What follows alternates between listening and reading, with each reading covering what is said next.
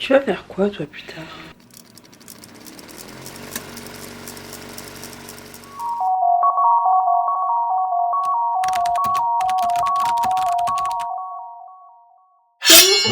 J'espère que vous allez bien. Aujourd'hui on va parler d'un sujet qui me tient à cœur, vraiment un sujet que je vis actuellement en ce moment et que peut-être vous vivez aussi. C'est un peu l'interrogation de ce qu'on va devenir plus tard. Qu'est-ce que je vais foutre de ma life? Voilà, je pense qu'on peut peut-être s'entraider et voilà, j'espère qu'on va trouver une solution à tout ça. Vous vous souvenez de cette période, quand tout paraissait grand, beau et amusant, quand nos seuls soucis et préoccupations étaient de savoir si on allait être dans la même classe que nos amis, ou que nos parents allaient nous laisser sortir dehors, quand on savait pas encore et qu'on se posait même pas la question de ce qu'on allait devenir plus tard.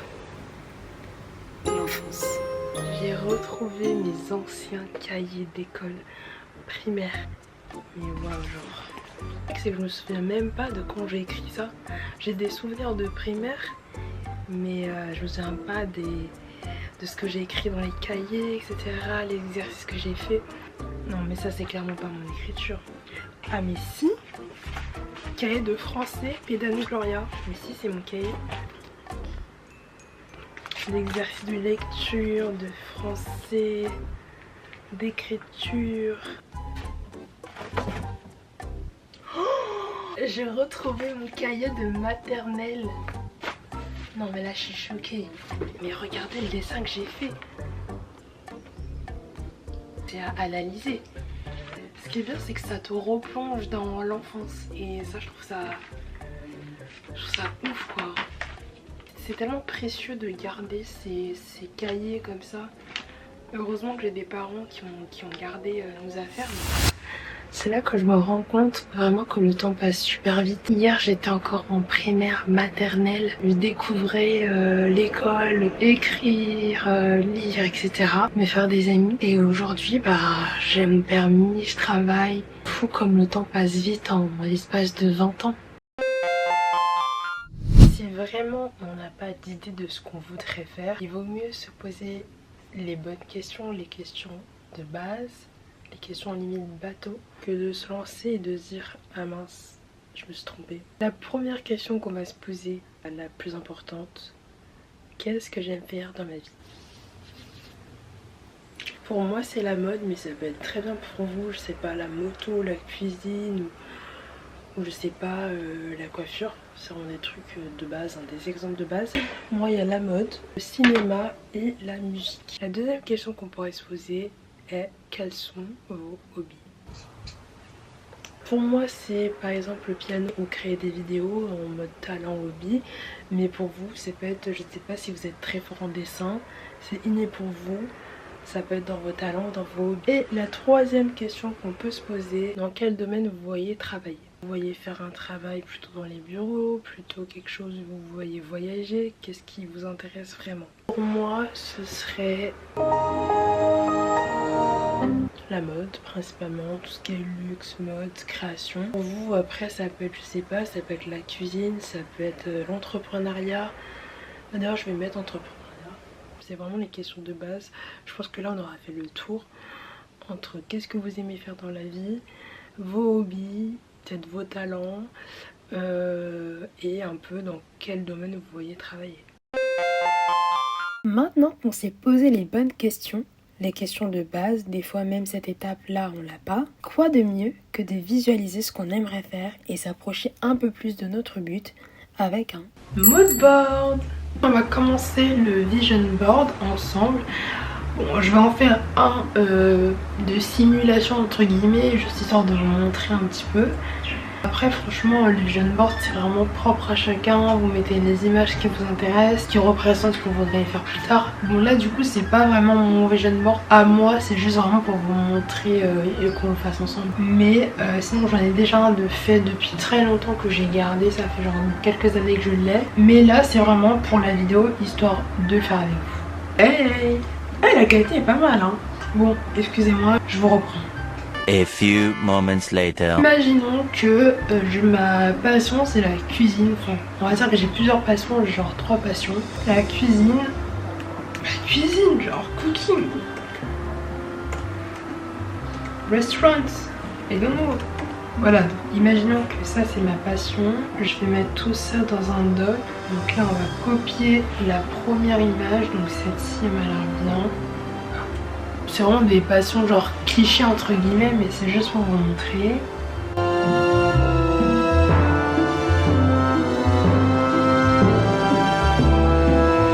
Voilà. Après vous mettez le nombre de photos que vous voulez, enfin un vision board, de toute façon vous savez ce que c'est je pense. Bah maintenant que le vision board est fait, on va l'imprimer. Voilà, vision board imprimé.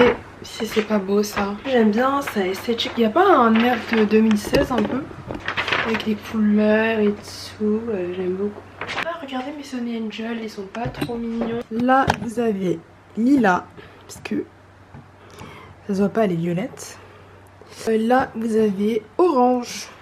Bon, il serait temps de passer au niveau 3. La technique de l'entonnoir. Le nom de la technique c'est moi qui l'ai inventé, hein. C'est pas un truc scientifique ou quoi, mais c'est juste pour faire genre. Moi avec mon vrai vision board, je suis à peu près à 3 métiers qui m'attirent sur mon vrai vision board. Et également sur mon vision board fictif, pour vous montrer un petit peu, on est également à 3 métiers différents, 3 passions. Donc vous avez reporter de F1, cuisinière, chef, pâtissière, chef et meuf qui fait de la peinture. Et en gros, j'expose mes peintures dans des galeries d'art, etc., dans des musées. Ce qui peut arriver avec, quand on fait un vision board, c'est qu'on a probablement plusieurs idées en tête qui surgissent et forcément à un moment donné il faut faire un choix parce que tu peux pas faire plusieurs choses en même temps. Du coup pour moi personnellement quand j'ai vu que j'avais vraiment 3 métiers différents, il faut bien me focaliser sur un pour le moment. Je sais que plus tard ces 2 autres métiers j'y toucherai, en tout cas j'espère, mais pour le moment c'est sur un seul que je dois me focaliser. Pour avoir trouvé sur ce quoi je veux me focaliser, j'ai déjà commencé par me dire qu'est-ce que j'aime le plus entre guillemets. Il y a forcément peut-être un qui ressort plus que d'autres. Après l'une des questions que je me suis posée également, c'est forcément si c'est un métier que je me vois faire, déjà est-ce que en allant dans sa direction ça va m'apporter une indépendance financière plutôt rapidement ou non. Faut que ce soit quelque chose qu'on aime, mais il faut aussi que ce soit quelque chose qui nous apporte de l'argent, sinon c'est un peu le but de la vie quoi, sinon on vit pas en fait. Donc faut s'assurer un minimum que oui c'est ce qu'on veut faire, mais faut que ce soit aussi quelque chose qui nous apporte un minimum d'argent, en tout cas pour moi. Après peut-être que c'est pas forcément la direction que vous voulez prendre et vous voulez juste vous concentrer sur quelque chose qui vous plaît et c'est tout, peu importe si ça vous apporte de l'argent ou pas, et c'est ok aussi. Mais pour moi j'aimerais bien que ce soit un métier et qui me rapporte également de l'argent, donc c'est ces 2 là que je veux combiner. Et il y a un métier qui m'a intéressée en particulier et qui m'a apporté ces 2 choses là, donc je sais que je vais me concentrer sur celui-ci. Quelle autre question je me suis posée encore? Ah oui, aussi également qu'est-ce qui serait le plus accessible, qu'est-ce que je peux commencer tout de suite à faire, qu'est-ce que je peux commencer à mettre en place pour aller vers ce métier. Donc peut-être que vous c'est faire une formation, peut-être que c'est apprendre en autodidacte, peut-être que si vous voulez devenir pianiste c'est prendre des cours de piano, mais après c'est vraiment en fonction de vous, qu'est-ce que vous priorisez en fait. Et ça du coup ça revient à qu'est-ce que vous aimez le plus tout de suite et qu'est-ce que vous aimeriez faire tout de suite. Et avec ces questions là vous allez pouvoir avoir une idée de ce sur quoi vous voulez vous concentrer. Après ça c'est les questions que moi je me suis posées, mais pour vous ça peut être d'autres questions qui vont vous amener à d'autres réponses.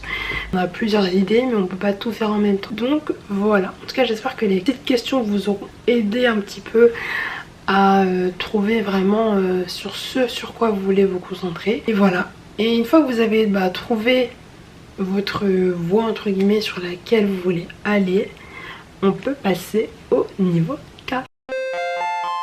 Qu'est-ce que c'est un alter ego? En latin, alter ego veut dire autre moi. On a aussi la définition qui dit que c'est une personne de confiance qu'on peut charger de tout faire à sa place. L'alter ego ça permet d'être plus confiant en soi-même, d'avoir moins peur, de faire des choses que tu n'aurais jamais pensé pu faire. Prenons l'exemple de Beyoncé, elle-même appelée Sasha Fierce. Beyoncé, dans la vie de tous les jours, c'est une personne très timide. Mais parce que la musique c'est sa passion et qu'elle a envie d'en vivre et de faire ça et de faire de sa passion un métier, elle a besoin de plus juste être timide, mais elle a besoin de vraiment se montrer. Et pour ça elle a créé ce personnage qui est tout aussi elle, qu'elle a appelé Sasha Fierce, pour justement pouvoir monter sur scène et faire ce dont elle aime. Donc l'alter ego, ça va vraiment servir à aller plus loin que ce qu'on fait, rêver plus loin, oser plus, parce que pour l'instant le nous de maintenant, notre nous normal de tous les jours, il peut pas forcément le faire. Et à force, Beyoncé et Sasha Fierce sont devenus qu'une. Et maintenant on voit plus Sasha Fierce, on voit que Beyoncé. Pareil avec Marilyn Monroe. Déjà c'est même pas son vrai prénom, de base c'est Norma Jean il me semble. Et elle a créé ce personnage justement pour rentrer dans l'acting et être la version d'elle-même qu'elle voulait devenir en fait. Donc c'est plein d'exemples comme ça de célébrités que je peux vous sortir. Ça peut être Kobe Bryant avec sa Mamba mentality, ça peut être Halsey, de base s'appelait Ashley et qui a transformé son nom et créé son alter ego et elle est devenue la chanteuse qu'elle est aujourd'hui, Halsey. Et donc vraiment c'est pour montrer que l'alter ego va vous permettre de sortir de votre zone de confort et de devenir la personne que vous voulez être, à devenir la meilleure version de vous-même, devenir la personne que vous voulez être. Un exemple, c'est une technique que vous pouvez mettre en place pour justement atteindre vos objectifs et oser plus, et à laquelle on pense pas forcément, mais je pense que ça peut vraiment être un bon outil si on veut vraiment développer des capacités, développer une mentalité surtout, et faire des choses qu'on n'aurait jamais pensé pu faire. Donc ouais, l'alter ego ça peut vraiment être quelque chose de puissant en fait, et qui n'est pas à négliger. Ce que je pouvais vous dire par rapport à l'alter ego. Mais la partie la plus intéressante quand même, parce que voilà, là je vous ai dit ce que c'était un alter ego, qui l'a déjà utilisé, etc., etc. Mais je vous ai pas dit comment utiliser l'alter ego et comment le créer. La première chose qu'on peut faire pour créer son alter ego, c'est lui donner un nom. C'est la partie la plus fun. Enfin, franchement c'est la partie la plus fun.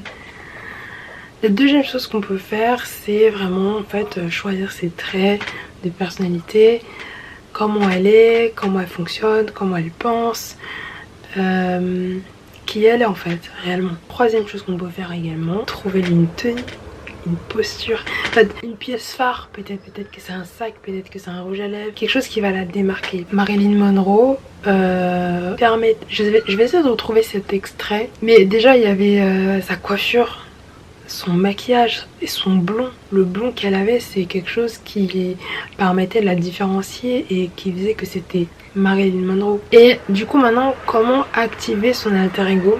J'ai envie de dire c'est un peu fake it till you make it. C'est déjà une partie de vous, c'est pas quelqu'un que vous devez devenir, c'est déjà quelque chose, c'est quelque chose que vous créez, qui est déjà en vous. Donc c'est déjà ça qu'il faut se dire. Et après ça peut être des petits éléments, je sais pas, par exemple ça peut être du rouge à lèvres, ça peut être une tenue que vous portez, ça peut être un parfum que vous mettez, ça peut être des lunettes, ça peut être quelque chose de matériel ou de immatériel, peut-être une musique que vous écoutez, qui va faire que ça va activer votre alter ego, la personne que vous voulez être.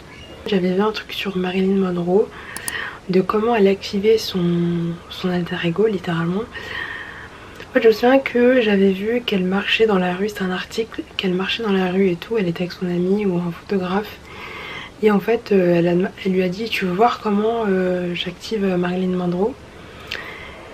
On la remarquait pas du tout avant qu'elle dise qu'elle veut l'activer, on la remarquait pas du tout. Je vais essayer de vous retrouver l'article, ce sera plus simple. Et d'un coup elle a activé, je sais pas ce qu'elle a activé, mais elle a activé ça en elle.